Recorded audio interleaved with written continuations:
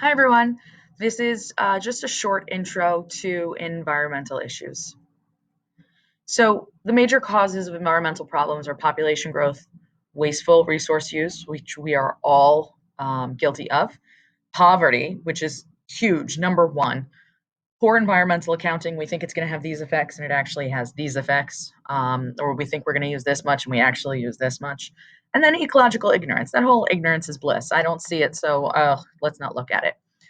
So about 10, 12,000 years ago, um, early humans were hunter-gatherers. You had little pressure on resources. They were moving around from one area to the next.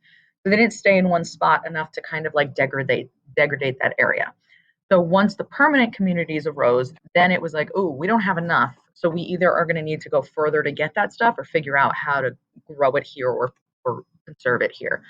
So here we go. 12,000 years ago, we had agriculture that started being developed. That was the end of the ice age. So people didn't have to move around as much, and you went more to this agricultural lifestyle than this hunter gatherer. So you now have people in an area and they are using too many resources. Life is a little bit better, it's a little bit cushy. And now you have things like trade. And this is what spurred the start of the increase in the human population.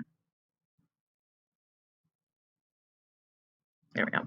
Then you have the Industrial Revolution. About 250 years ago, this was the whole we need more electricity, fossil fuels.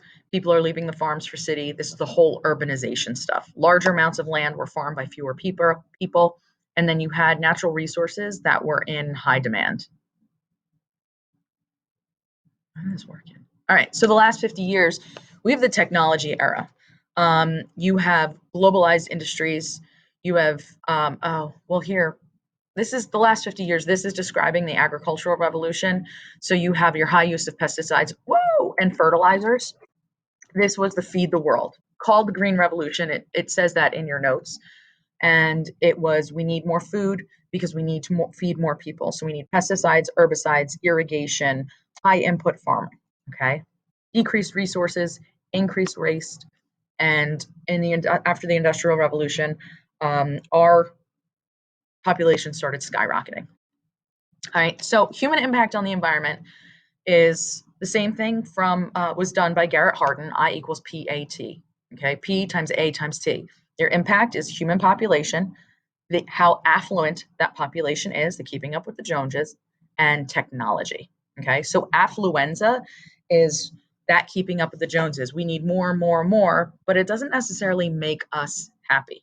Okay, so we think that we can be happier and we can buy more stuff. Okay? That's the whole thing of retail therapy. Poverty and environmental problems go hand in hand, because if you have not enough sanitation, you're going to have all sorts of environmental issues. You don't have enough fuel for cooking, then you're going to go out there and you're going to cut down trees to try to get fuel. You don't have access to electricity. About 1 billion people, okay, 1/7 of the population, lacks clean drinking water, adequate health care, or even enough food for good health.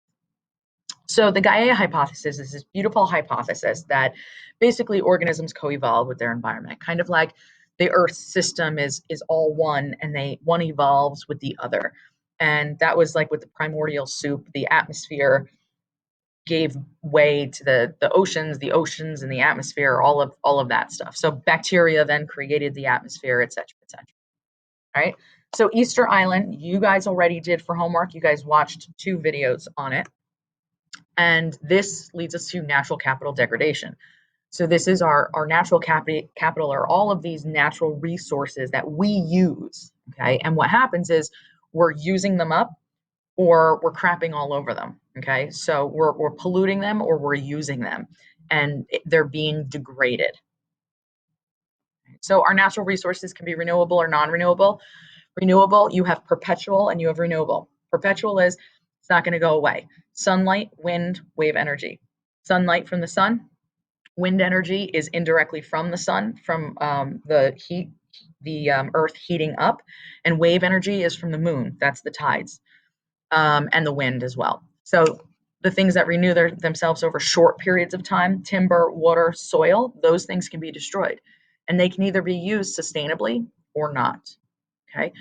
In our lifetime, we kind of say it can be renewable. Non-renewable, you use them once, they're gone. They're gone forever. You cannot use them in a sustainable manner because you cannot bring them back. Coal, oil, natural gas, minerals, okay, they are finite. Once you use them, they are gone.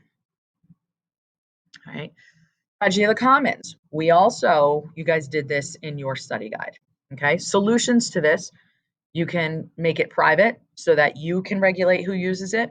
You can have voluntary organization for responsible use, which doesn't work very well unless you have everyone really on board. Or you have governmental regulations, and that's typically what we see is the government coming in and regulating things. Right. So here's just a bit more about the tragedy of the commons.